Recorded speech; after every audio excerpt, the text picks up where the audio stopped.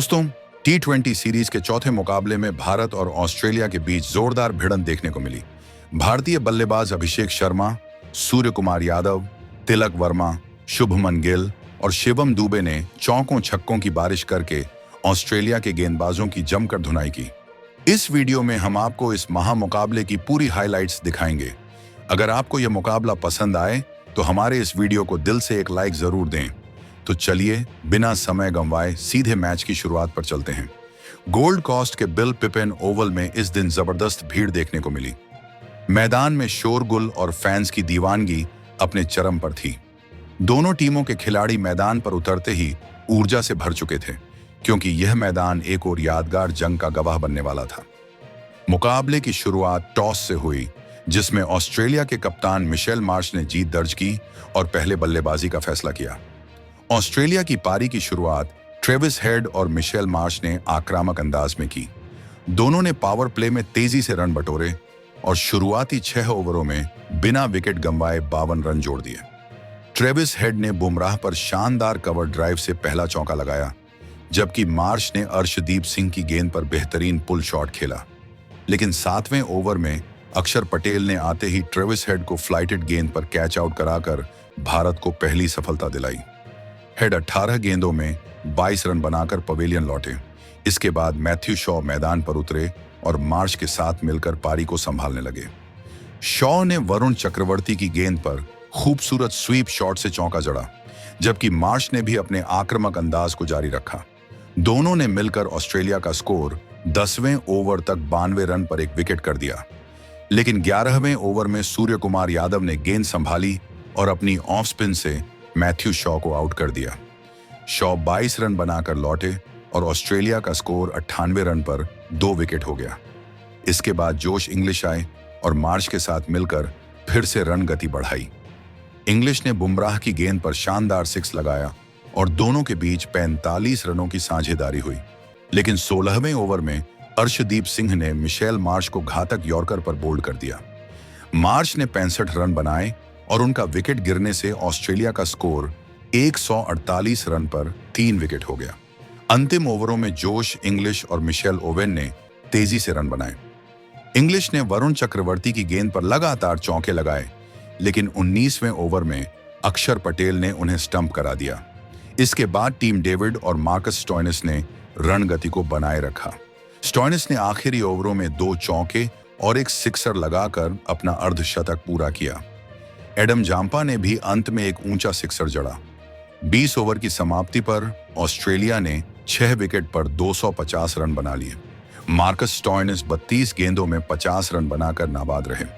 भारत की ओर से अक्षर पटेल ने बेहतरीन गेंदबाजी करते हुए अपने 4 ओवरों में 35 रन देकर 2 विकेट हासिल किए, जबकि जसप्रीत बुमराह और अर्शदीप सिंह ने एक विकेट लिया।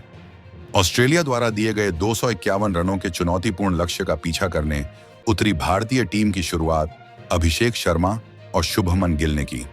दोनों सलामी बल्लेबाज संयम के साथ पावर प्ले में रन बनाते रहे और शुरुआती 6 ओवरों में भारत ने बिना विकेट खोए 48 रन जोड़ ली। शुभमन गिल ने एडम झाम्पा की गेंद पर खूबसूरत कवर ड्राइव लगाया, जबकि अभिषेक शर्मा ने मार्कस स्टोइनिस की गेंद पर शानदार फ्लिक शॉट से बाउंड्री हासिल की। लेकिन 8वें ओवर में जोश हेजलवुड ने शुभमन गिल को आउट स्विंगर पर विकेटकीपर के हाथों कैच करवाकर ऑस्ट्रेलिया को पहली सफलता दिलाई। गिल 22 गेंदों में 30 रन बनाकर आउट हुए और भारत का स्कोर 65 रन पर विकेट हो गया। गिल के आउट होने के बाद कप्तान सूर्य कुमार यादव मैदान पर आए और अभिषेक शर्मा के साथ मिलकर रन गति बढ़ाई। अभिषेक ने नाथन एलिस की गेंद पर लगातार 2 चौके लगाए, जबकि सूर्य कुमार ने झाम्पा की गेंद पर आकर्षक लॉफ्टेड कवर ड्राइव लगाया। दोनों ने मिलकर 68 रनों की शानदार साझेदारी की और भारत का स्कोर 12 ओवर में 128 रन पर 1 विकेट पहुंचा दिया। लेकिन 13वें ओवर में एक्सेवियर बार्लेट ने सूर्य कुमार यादव को पुल शॉट खेलने के प्रयास में कैच आउट कराकर भारत को दूसरा झटका दिया। सूर्य कुमार 28 गेंदों में 45 रन बनाकर आउट हुए। इसके बाद तिलक वर्मा बल्लेबाजी के लिए आए और अभिषेक शर्मा के साथ मिलकर आक्रामक बल्लेबाजी शुरू की। तिलक ने आते ही स्टोइनिस की गेंद पर लंबा 6 जड़ा, जबकि अभिषेक ने हेजलवुड की गेंद पर शानदार लॉफ्टेड ड्राइव लगाया। अभिषेक शर्मा ने 35 गेंदों में अपना अर्धशतक पूरा किया और अपनी तूफानी बल्लेबाजी जारी रखते हुए सिर्फ 40 गेंदों में 120 रनों की ऐतिहासिक पारी खेली। दोनों के बीच 75 रनों की तेज साझेदारी ने भारत को 16वें ओवर में 192 रन पर 2 विकेट के नुकसान के साथ एक मजबूत स्कोर पर पहुंचा दिया।